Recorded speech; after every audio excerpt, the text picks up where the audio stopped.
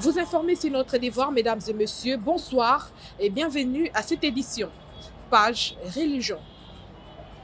L'Église de la Compassion Riguigny a vibré au rythme de la deuxième édition de l'appel à la royauté, une soirée marquée par la louange, la prière et un puissant message d'édification. Suivez cette soirée pleine de profondeur avec comme thème principal et Kingdom. David Odia était là pour les comptes de Magazine Plus. Le samedi 3 mai dernier, l'Église de la Compassion Riguigny a organisé la deuxième édition de l'appel à la royauté. Une soirée spéciale de louanges, d'adoration et d'enseignement en présence des fidèles venus nombreux. La rencontre a débuté par des prières suivies des prestations inspirées des chantres de l'Éternel. Par leur chant d'adoration et de louanges, ils ont conduit l'Assemblée dans une atmosphère profonde, communion avec Dieu Tout-Puissant.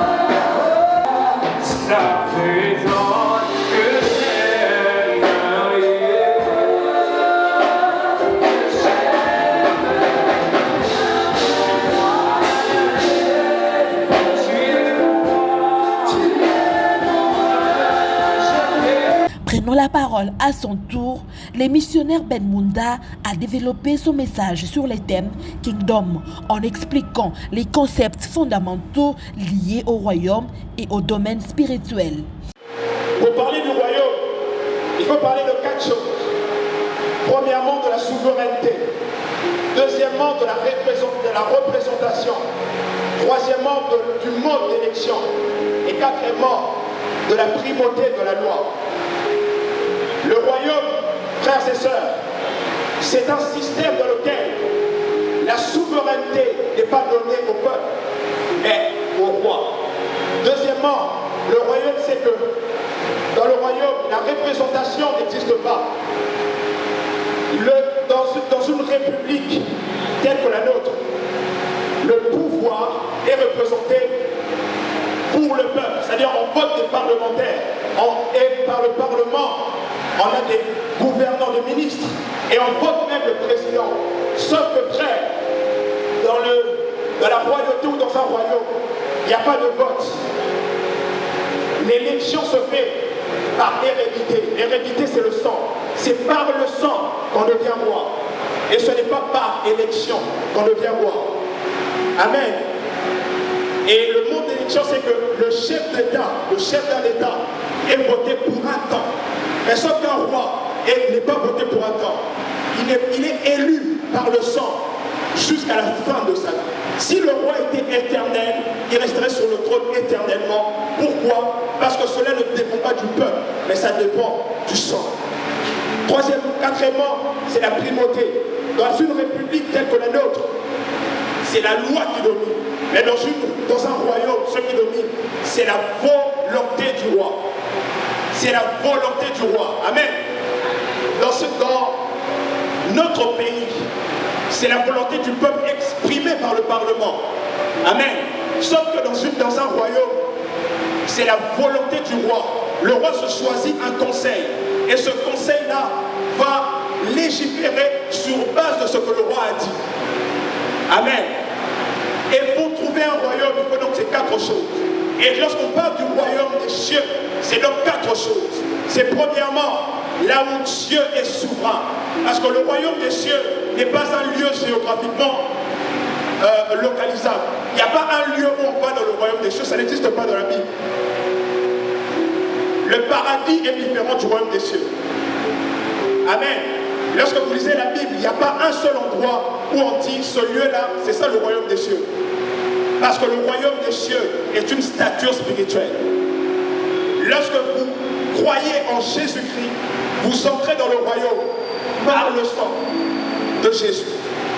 Parce que le mode d'élection dans un royaume, ce n'est pas basé sur la volonté d'un homme, mais plutôt sur base du sang. Amen. Amen. Est-ce que quelqu'un peut me donner un bon amen? Donc frères et sœurs, lorsqu'on parle donc du royaume des cieux, c'est tout lieu où Dieu a la souveraineté. C'est tout lieu où Dieu est souverain. Si Dieu est souverain dans ta vie, c'est là qu'on trouve le royaume. Car lorsque les disciples sont allés prêcher quelque part, la Bible déclare, lorsque vous irez prêcher, dites-leur, le royaume s'est approché de vous.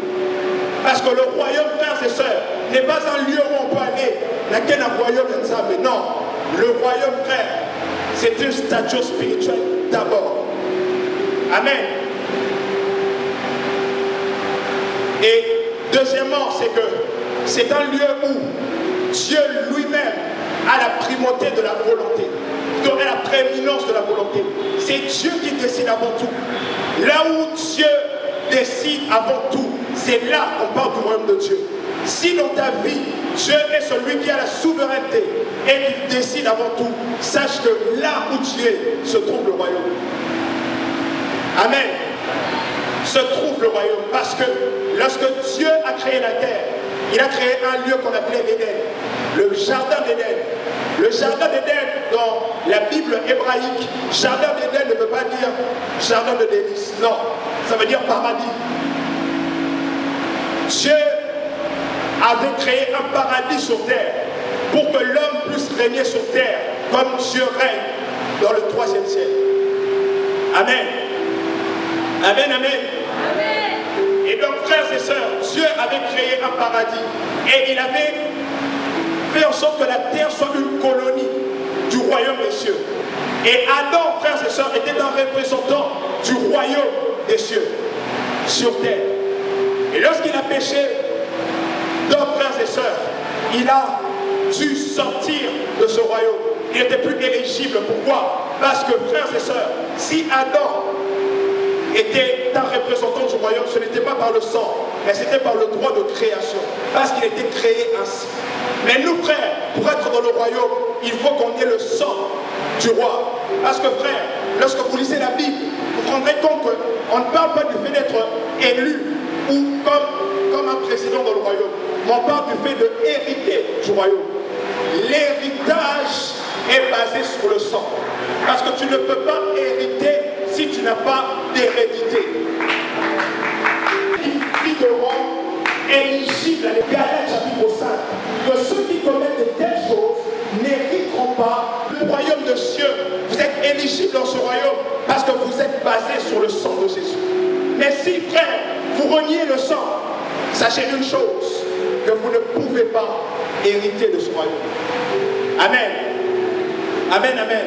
Ainsi donc, frère, là où Dieu est souverain et là où Dieu a sa volonté, là se trouve le royaume de Dieu. Ce qu'il faut savoir, c'est que le royaume des cieux n'est pas le seul royaume. Il y a aussi un royaume, le royaume des cieux, le royaume de Dieu. Il y a aussi le royaume du diable. Dans Matthieu chapitre 12, Jésus est accusé de tous les maux. On dit qu'il chasse les démons par Belzébul. Et là, il dit une chose. Un royaume peut-il être divisé contre lui-même? Il dit, j'aimerais qu'on le lise. La Bible déclare dans Matthieu chapitre 12, 22-27, la Bible dit, alors on lui emmena un démoniaque aveugle et muet, et il le guérit de sorte que le muet parlait et voyait. Toutes les foules stupéfaites disaient, n'est-ce pas là le fils de David? Léon apprit, les pharisiens dirent, il ne chasse les démons que par Belzébul, prince de démons. Connaissant leurs pensées, il dit, tout royaume divisé contre lui-même va à sa ruine. Et toute ville ou maison divisée contre elle-même ne peut tenir. Si Satan chasse de Satan, il est divisé contre lui-même. Comment donc son royaume tiendra-t-il? Plateforme. Mais sur la terre, il y a deux royaumes qui se combattent. Le royaume de Satan et le royaume de Dieu, ou le royaume des cieux. C'est la même chose, royaume des cieux, royaume de Dieu, c'est la même chose. Le mot cieux ici, c'est le mot spirituel, c'est le monde spirituel. C'est un royaume spirituel, mais de Dieu. Amen. Et donc, il y a deux royaumes sur terre qui se combattent. C'est le royaume de Satan et le royaume de Dieu. La Bible dit dans Matthieu chapitre 13 que le Fils de l'homme a planté le blé. Mais son ennemi est venu planter l'ivraie. Où? Dans le monde. Et lorsqu'il donne la définition de cette parabole, il dit le blé, c'est les fils du royaume. Vous voyez? Il ne dit pas c'est les citoyens du royaume. Non. Pourquoi? Parce qu'un fils l'est par le sang. Amen. Ainsi, dans le royaume, il n'y a pas seulement des citoyens. On est citoyen parce qu'on est fils. Et cette soirée s'est tenue au sein de l'église La Compassion Riguini, située sur l'avenue Chibangu, numéro 1D, au quartier Salongo Riguini, voire l'arrêt kiosque sur la route de l'université. Toujours dans les mêmes chapitres, à l'initiative des femmes servantes de l'armée de l'Éternel Njili, une grande rencontre spirituelle a eu lieu sous le thème Temps des guerrières. Une soirée de prières, d'enseignement et d'adoration marquée par la puissance du Saint-Esprit et la sagesse transmise aux femmes chrétiennes. Retour sur cette activité de cet élément que nous propose Gérard Sabongo. La coordination des femmes servantes et des filles de Sarah de l'armée de l'Éternel Njili a organisé une journée spéciale placée sous le thème « Temps des guerrières ». Une activité spirituelle intense réunissant plusieurs femmes de Dieu à leurs titres respectifs. La soirée a débuté dans une atmosphère remplie de la présence du Saint-Esprit avec des moments d'adoration et de louange conduits par les chantres de l'Église, transportant l'assemblée dans une profonde connexion spirituelle.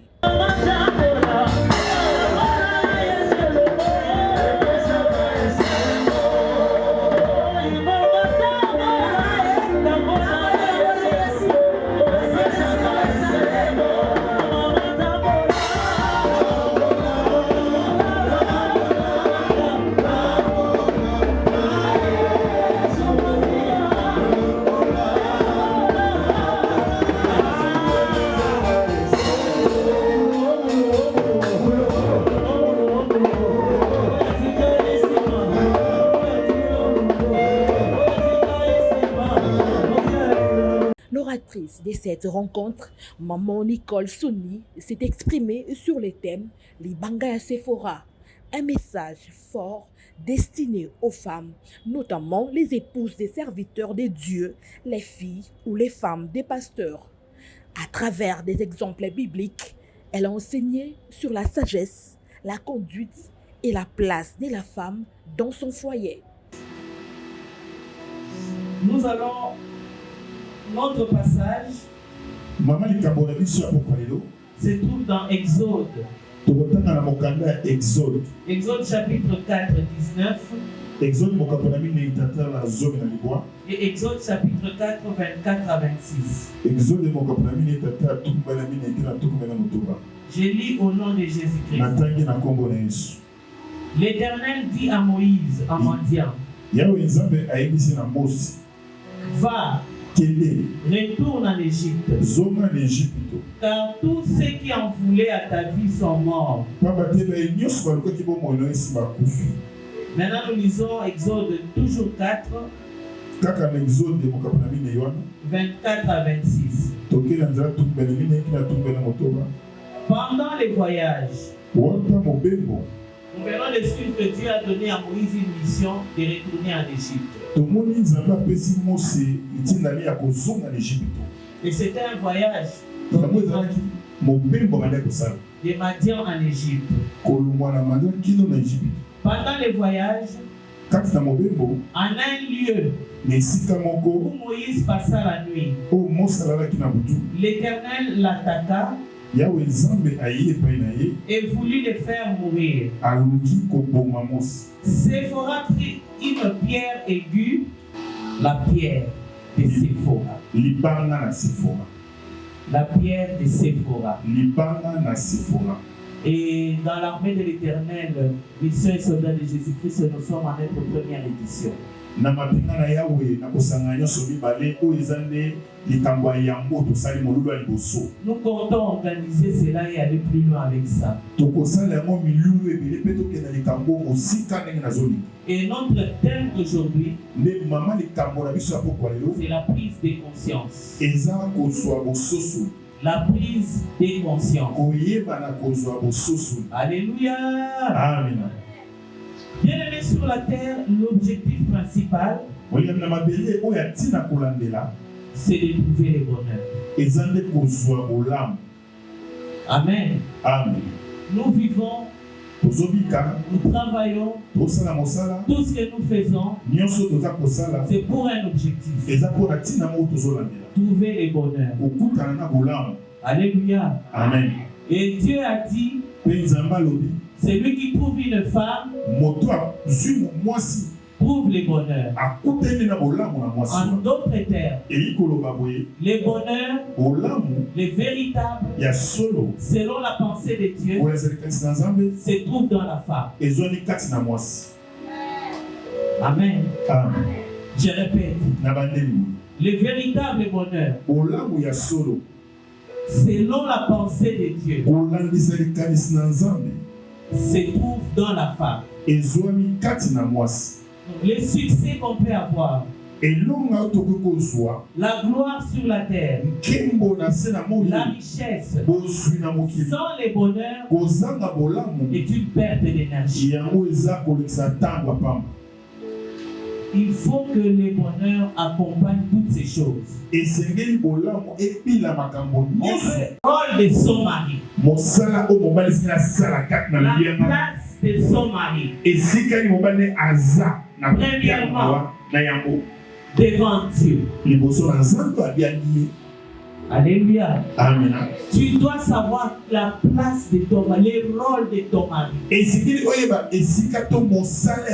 Devant l'Éternel, son patron qui l'a appelé.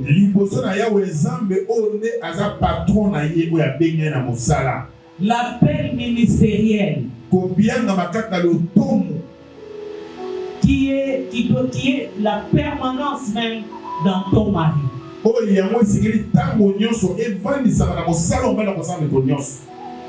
La Bible nous dit prier sans cesse. Est-ce que même quand on travaille, on est devant les dossiers, on prie? Oui, on prie. Quand on travaille selon Dieu, prier, ce n'est pas seulement chasser les démons. Prier, ce n'est pas seulement dire merci Dieu, tout ça, l'adoration. Priez sans cesse. C'est-à-dire votre vie 24 heures sur 24 doit manifester, refléter la gloire de Dieu. La femme doit savoir la place de son mari vis-à-vis d'elle-même. La Bible dit dans Genèse 2:24, l'homme quittera et s'attachera. Amen. Amen. Il s'attachera à sa femme. Mais il faut lui permettre de s'attacher à toi. Il faut lui donner, bien aimé,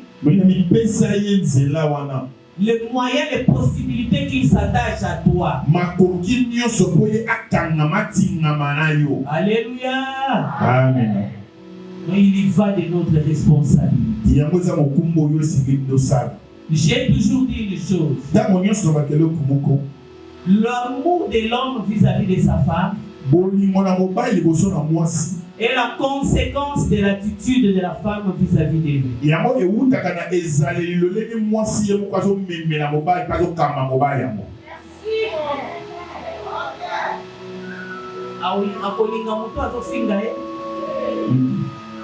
Il va aimer une personne qui ne la respecte, ne le respecte pas. Limite Limite-toi à tes droits. Alléluia. Amen. Mais aussi la sagesse, comment réclamer tes droits. Ce message a profondément touché l'auditoire, conduisant les fidèles à des prières intenses. Pour clôturer, Maman Nicole Souni est revenue sur les grandes lignes de son intervention dans une synthèse édifiante. Bon, aujourd'hui, on a décortiqué un thème, c'est Libanga et Sephora.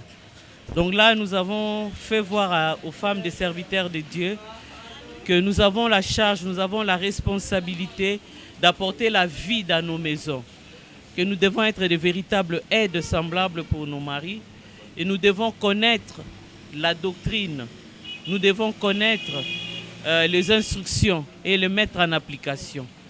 Et aussi que la femme d'un serviteur de Dieu doit avoir la maturité.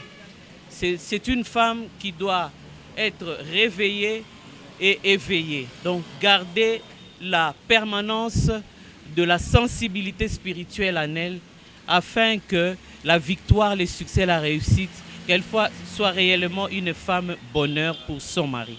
Voilà en fait ce que nous avons parlé aujourd'hui. Il convient de noter que la coordination des femmes servantes et de la direction féminine de l'armée de l'Éternel Jésus organise une journée spéciale dédiée à la jeunesse féminine prévue pour le samedi 17 mai à la salle de fête Maria Tanjo située au croisement du boulevard Lumumba à proximité de l'arrêt tribunal après l'entrée du boulevard Kimbuta. Ainsi s'achève cette édition. Merci de l'avoir suivi.